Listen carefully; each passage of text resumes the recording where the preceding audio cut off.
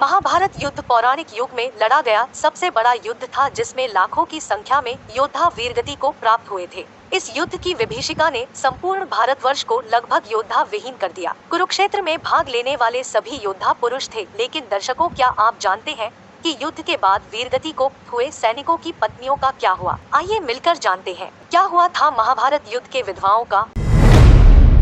आप देख रहे हैं द धार्मिक रहस्य। चलिए अब करते हैं ज्ञान की बात। वीडियो में आगे बढ़ने से पहले हमारे चैनल को सब्सक्राइब कर ले और बेल आइकन दबा दे, ताकि आपके पास सबसे पहले नोटिफिकेशन पहुंचे। इस कथा का वर्णन महाभारत ग्रंथ के आश्रमवासी पर्व के 33वें अध्याय में पढ़ने को मिलता है। कथा के अनुसार महाभारत युद्ध के पश्चात पांडु पुत्र युधिष्ठिर का हस्तिनापुर के नरेश के रूप में राज्याभिषेक हुए। उसके पश्चात पांचों पांडव राजकाज के साथ साथ अपने ज्येष्ठ पिता धृतराष्ट्र, बड़ी माँ गांधारी और माता कुंती की दिन रात सेवा किया करते थे। पांडवों की सेवा से धृतराष्ट्र और गांधारी धीरे धीरे अपने पुत्रों के शोक से बाहर आ गए। इसी तरह 15 वर्ष का समय बीत गया। तब एक दिन धृतराष्ट्र ने युधिष्ठिर से कहा, है युधिष्ठिर, अब हम अपना बचा हुआ जीवन वन में बिताना चाहते हैं, इसलिए हमें जाने की आज्ञा दो। अपने ज्येष्ठ पिता की बातों को सुनकर युधिष्ठिर दुखी हो गए।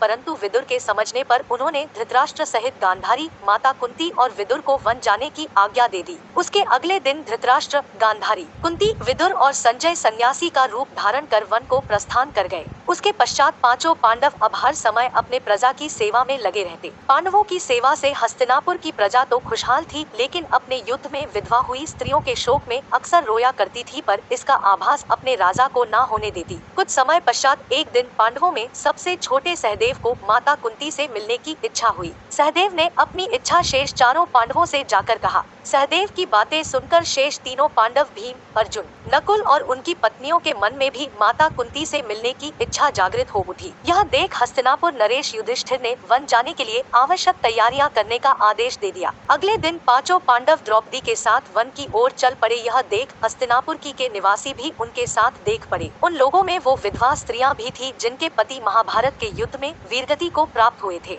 वन पहुंचकर पांचों पांडव उस आश्रम में गए जहां सभी निवास कर रहे थे। बांकी के हस्तिनापुर निवासी उसी आश्रम के आसपास निवास करने लगे। कुछ दिन पश्चात एक दिन महर्षि वेदव्यास उस आश्रम में पांडवों से मिलने आए, परंतु वहां महर्षि वेदव्यास देखा कि पांडव सहित हस्तिनापुर के सभी निवासी भी युद्ध में मारे गए अपने परिजनों के शोक में डूबे हुए हैं। यह देख महर्षि वेदव्यास ने सभी से कहा कि आप लोग युद्ध में वीरगति को प्राप्त हुए अपने परिजनों मत करिए। वे सभी स्वर्ग या फिर दूसरे लोकों में सुखी पूर्वक निवास कर रहे हैं। वे सभी अपने अपने लोकों में अति प्रसन्न हैं। परंतु महर्षि वेदव्यास के इन कथनों से भी उन लोगों का शोक दूर नहीं हुआ। तब महर्षि वेदव्यास ने सभी से कहा कि अगर आप लोगों को मेरे द्वारा कही गई बातों पर विश्वास नहीं हो रहा है, तो आज रात मैं आप सभी को अपने परिजनों से मिलवाऊंगा। यह सुन पांडवों सहित सभी के चेहरों पर हल्की मुस्कान उभर आई। जिस आश्रम के आसपास सभी निवास कर रहे थे वह गंगा नदी के तट पर स्थित था। शाम को सूर्यास्त होने से पहले महर्षि वेदव्यास सभी को लेकर गंगा के तट पर पहुंचे। फिर सूर्यास्त के बाद उन्होंने अपने तपोबल से महाभारत युद्ध में मारे गए सभी योद्धाओं का आवाहन किया।